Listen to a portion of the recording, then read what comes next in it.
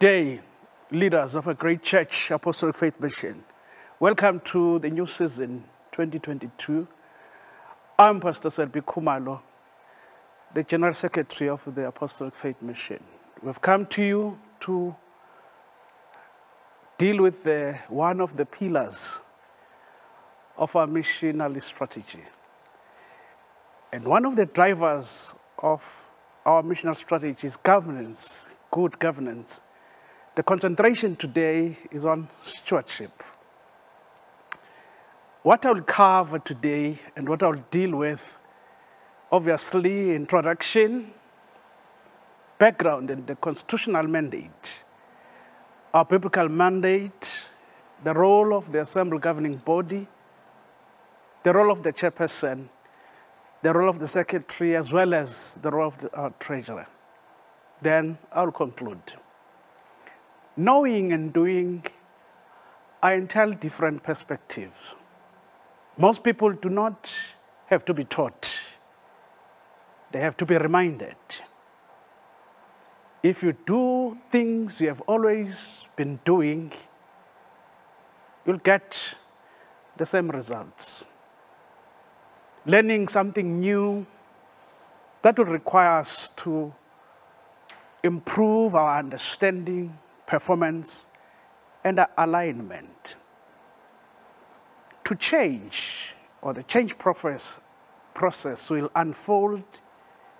Change requires people to do things differently. The FM of SA is an orderly structure that emphasizes on good culture of governance. There are continuously challenges that we face, obstacles, confusion, challenges, misunderstanding about our primary duties, roles, functions regarding the assembly leadership. Misunderstanding will relate to the governing body's duties and roles. We'll find that there is a lack of clarity on the effectiveness in terms of operating our systems. We'll always need to have coordinated action plans in implementing what we have agreed upon. Failure to effectively manage the governing body's performance continues to be a challenge. The lack of role, clarity, separation of responsibilities between governing body and the pastor in some areas, it needs continuous improvement.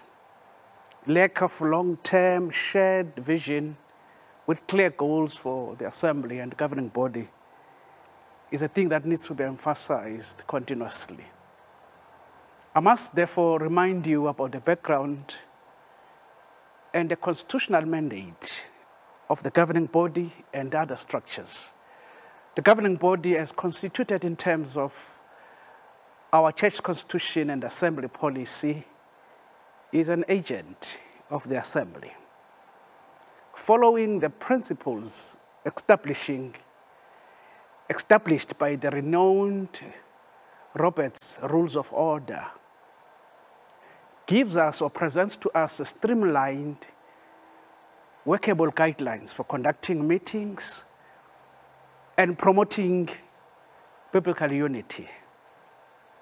In the Rules of Order, majority rules is there as a major principle where you agree with other members and allow the majority will to prevail on questions and issues that are discussed by leadership.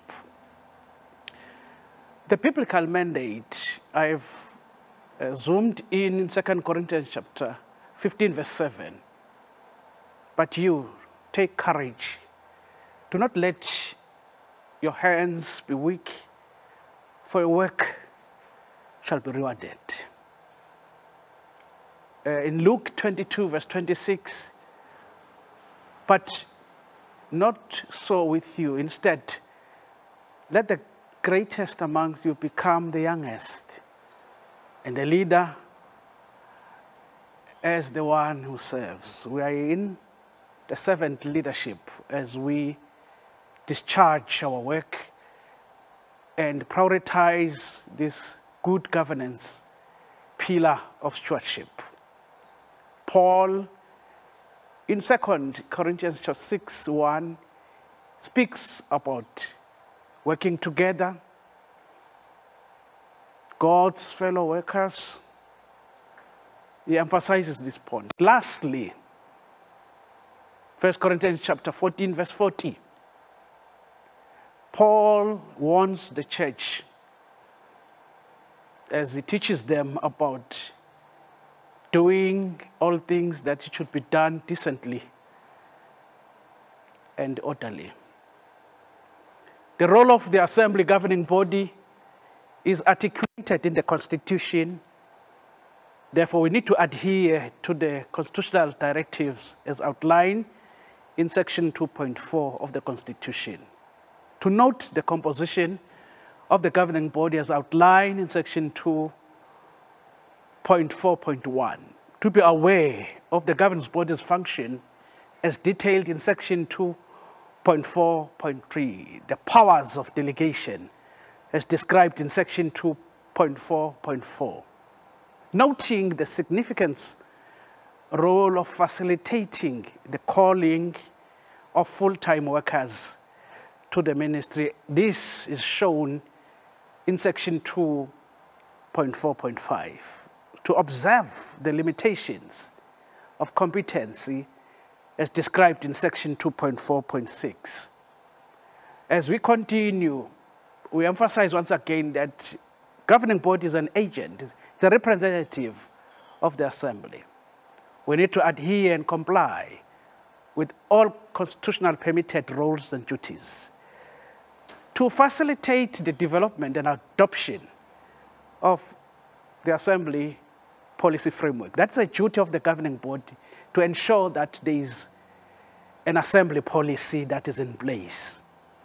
To achieve coherent governance, there should be alignment.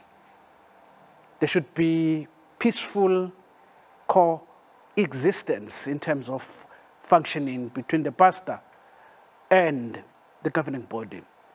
To support the vision bearer, who is the pastor, and to consider the vision that he has presented, but also noting that the vision is the combination of the insight as well as foresight.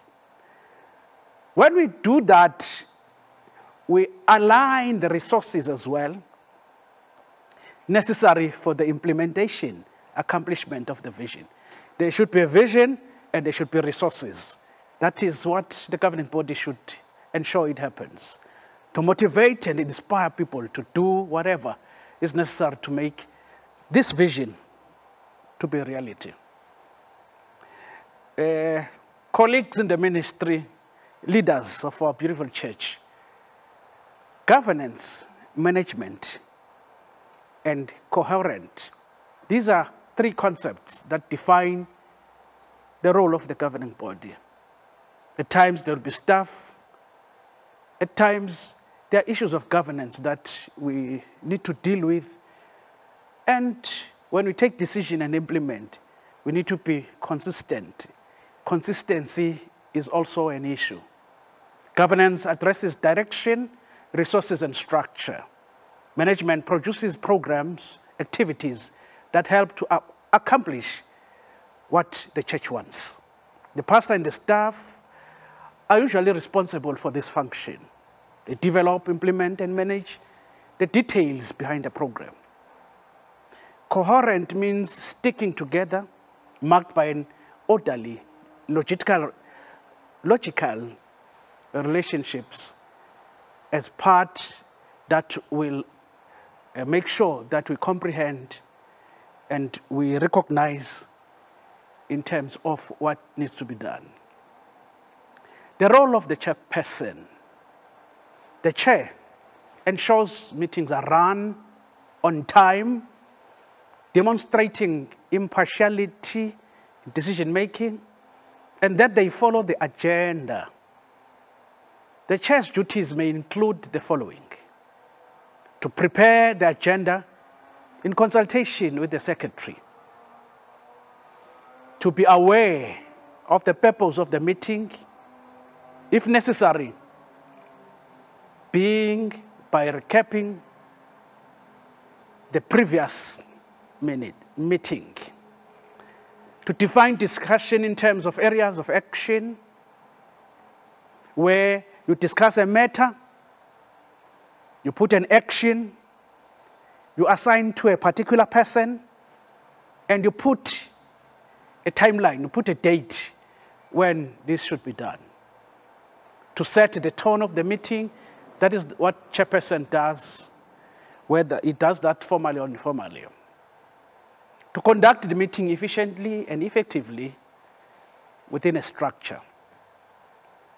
To take each item and deliberate on it, to facilitate discussion and keep it on track.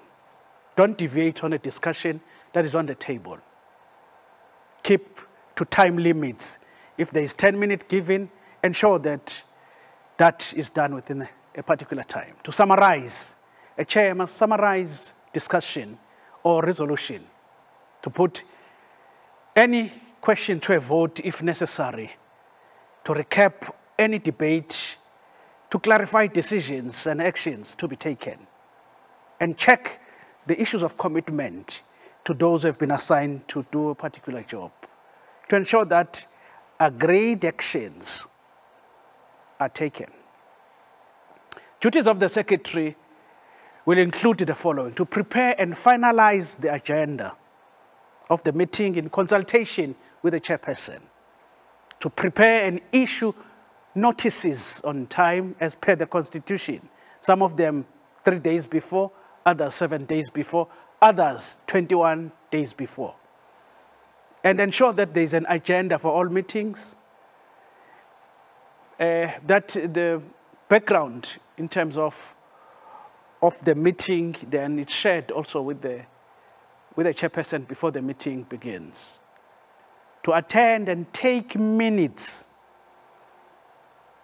Have a minute book where you take resolutions of every committee meeting.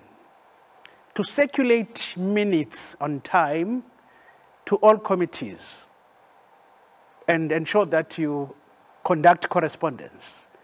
To present an annual report in the church's assemblies, AGM.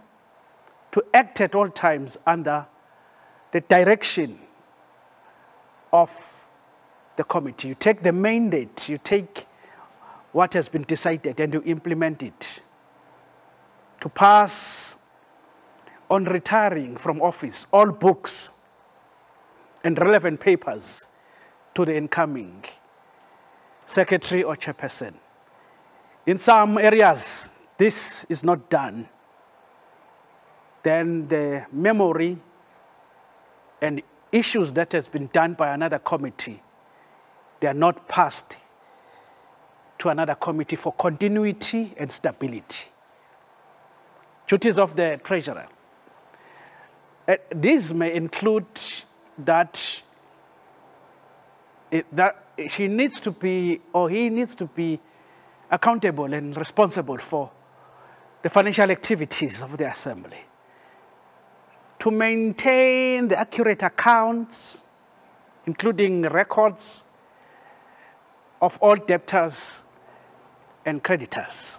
To provide timely monthly or quarterly income and expenditure for the consumption of the committee. Receipts, all those things should underpin his or her financial management.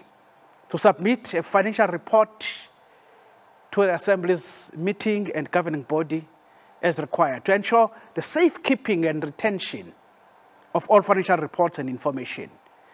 Same thing, the treasurer on retiring should pass all books and papers, monies to the incoming treasurer or chairperson for continuity and stability. In conclusion, as I conclude, I call upon all of us